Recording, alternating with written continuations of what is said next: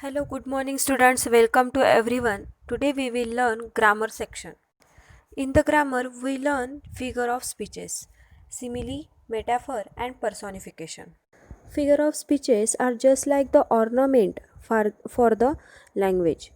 It means जैसे कि कोई लड़की हमारी मम्मी जो है जेवर वगैरह पहनती है तो उनकी सुंदरता बढ़ती है, वैसे ही फिगर ऑफ स्पीचेस ये लैंग्वेज के लिए जेवरों का काम करते हैं, ऑर्नामेंट का काम करते हैं, जिससे लैंग्वेज की सुंदरता और बहुत बढ़ती है. So it is defined as words or phrases that makes our language beautiful, effective and impressive, known as figure of speech.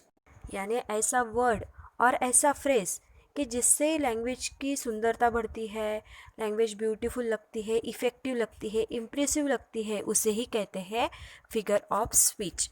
Figure of speech के बहुत सारे टाइप्स हैं, लेकिन उसमें से हम आज देखेंगे सिमिली, मेटाफर और personification. So let's start our first figure of speech, that is simile. तो चलो स्टूडेंट्स, आज हम हमारा पहला फिगर ऑफ स्पीच देखेंगे, उसका नाम है simile. This figure of speech in which two different objects are compared is called simile. Simile में क्या होता है कि दो डिफरेंट ऑब्जेक्ट्स को कंपेयर किया जाता है. उन्हें कंपेयर करने के लिए वर्ड्स लगाए जाते हैं लाइक, सो, एज, एज ऐसे जो वर्ड्स लगाए जाते हैं उससे सिमिली का फिगर ऑफ स्पीच तैयार हो जाता है. Example of figure of simile example of simile that is Maharana Pratap fought like a lion. यानी यहाँ पे महाराणा प्रताप की कंपैरिजन की है लॉयन से. यानी वो सचमुच के लॉयन तो नहीं थे ना, लेकिन उनकी फाइट करने का तरीका ऐसे था कि जैसे कोई लॉयन फाइट कर रहा है. ओके, यहाँ पे लाइक से लाइक ये वर्ड डाल के जो सेंटेंस की खूबी है वो यहाँ पे प्रेजेंट की है. और इसका एक्सप्लेनेशन जब हमें लिखना पड़ता है तो कैसे लिखना पड़ता है? Maharana Pratap compared with a lion, या Maharana Pratap directly compared with a lion. यानी लाइक महाराणा प्रताप लॉयन जैसे युद्ध करते हैं. ओके, सो यहाँ पे डायरेक्टली कंपेयर किया है महाराणा प्रताप को लॉयन से, इसलिए उसका एक्सप्लेनेशन होगा Maharana Pratap compared with a lion. So it is a simile. So it is a simile figure of speech. Then next example is you are as foolish as donkey. यानी इसे तुम्हें, यानी कोई गर्ल है या बॉय है उसे डायरेक्टली फुलिश बोला है. फुलिश बोला है और किसके साथ कंपेयर किया है? As a lion sorry donkey जैसे. किसके जैसे तुम फुलिश हो? डोंकी जैसे. ये वो डायरेक्ट डोंकी है क्या? नहीं, लेकिन उसका कंपैरिजन किया है, डायरेक्टली उसे डोंकी से कंपेयर्ड किया है. सो इसका एक्सप्लेनेशन होगा you is compared with a donkey. You is direct compared with a donkey. Okay, then next figure of speech is metaphor. अब मेटाफर ये सिमिली के जैसे ही होता है, लेकिन सिमिली नहीं. सिमिली में लाइक, जस्ट, एज, सो ऐसे वर्ड्स डाल के सेंटेंस बनाए जाते हैं, उसकी खूबी बढ़ाई जाती है. लेकिन मेटाफर में ऐसे वर्ड्स नहीं होते. ओके, मेटाफर के सिम्टम्स क्या हैं? Metaphor is just like simile. ये जो है सिमिली के जैसा है. Two different objects are compared. दो जो डिफरेंट ऑब्जेक्ट्स हैं उन्हें कंपेयर किया जाता है, but comparison is not shown with any word. लेकिन ये जो कंपैरिजन है ये लाइक, जो, एज, सो, एज ऐसे वर्ड से शो नहीं होता. So it is indirect comparison. Okay, जैसे कि camel is the ship of desert. It means camel is indirectly compared with a sheep of desert. Okay, camel क्या वहाँ का यानी डेजर्ट का शिप तो नहीं है, लेकिन उसकी ट्रांसपोर्ट सिस्टम इतनी अच्छी है, जैसे समंदर में जहाज चलता है वैसे ही डेजर्ट में क्या चलता है, कैमल चलता है।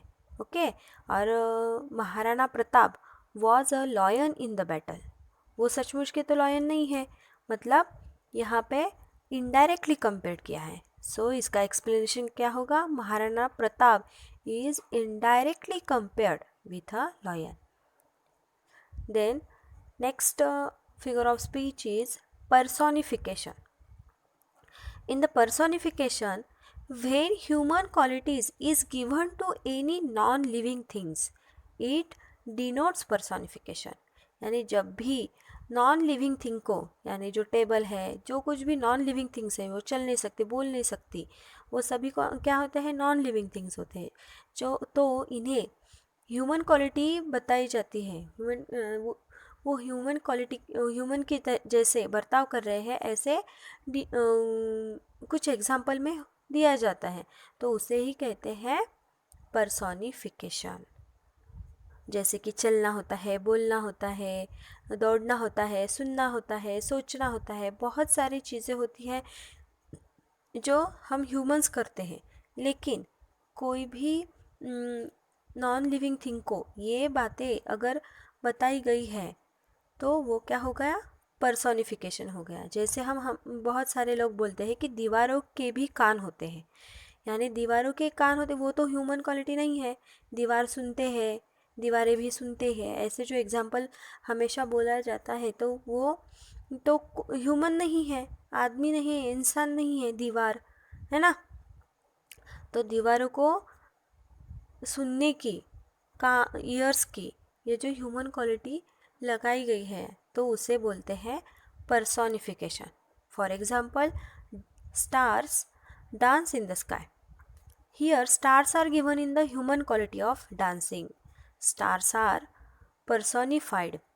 देखो स्टार्स तो सचमुच में डांस नहीं कर सकते ना, लेकिन वो सेंटेंस की इम्प्रेसिव लगने के लिए, वो अच्छा हमें कुछ तो भी अलग लगने के लिए क्या बोला गया है, stars dance in the sky.